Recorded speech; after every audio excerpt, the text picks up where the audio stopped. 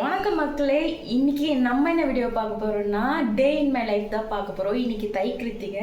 இந்த மாதிரி விசேஷமான நாட்களில் நான் என்னென்னலாம் பண்ணுறேன்றதை உங்களுக்கு காட்ட போகிறேன்.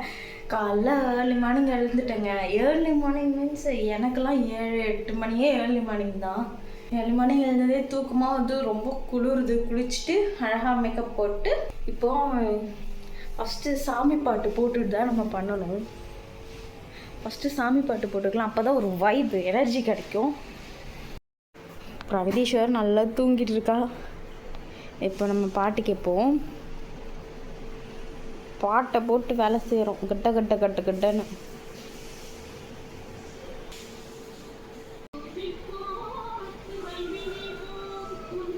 ஃபஸ்ட்டு அரிசி ஊற வச்சுக்கலாம்.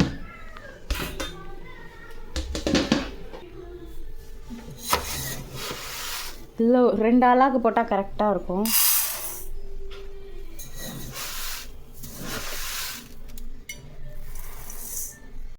வேக வைக்க போகிறோம்.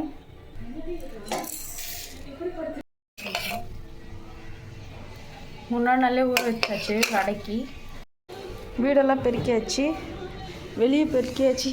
இப்போது தண்ணி தெளித்து குழம்பு போடணும்.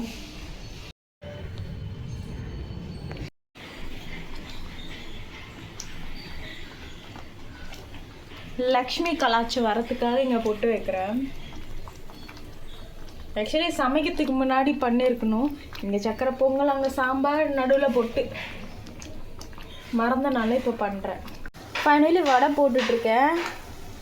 எனக்கு வடையே போட்டு தர இந்த மாதிரி போண்டாவாக தான் வரும் எப்போவுமே. அவ்வளோதான், சாப்பாடு ஆயிடுச்சு. இதை முடித்தா சாமி கும்பிட்றலாம். என்னென்ன சமைச்சிருக்கேன்னு பார்க்கலாமா?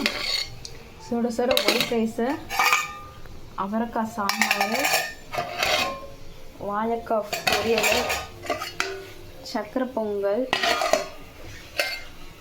சேமியா கஸ்டர்ட் பாயாசம், அப்புறம் சுட சுட வடை. இதாங்க சமைச்சிருக்கேன். வடை கொஞ்சம் போயிட்டே இருக்குது. அவ்வளோதான் முடிஞ்சது.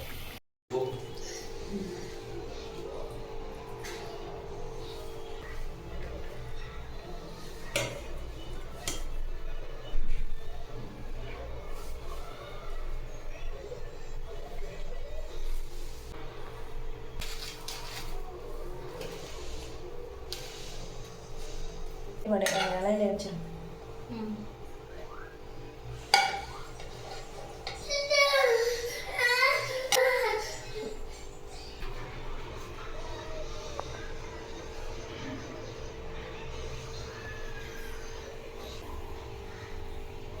ம்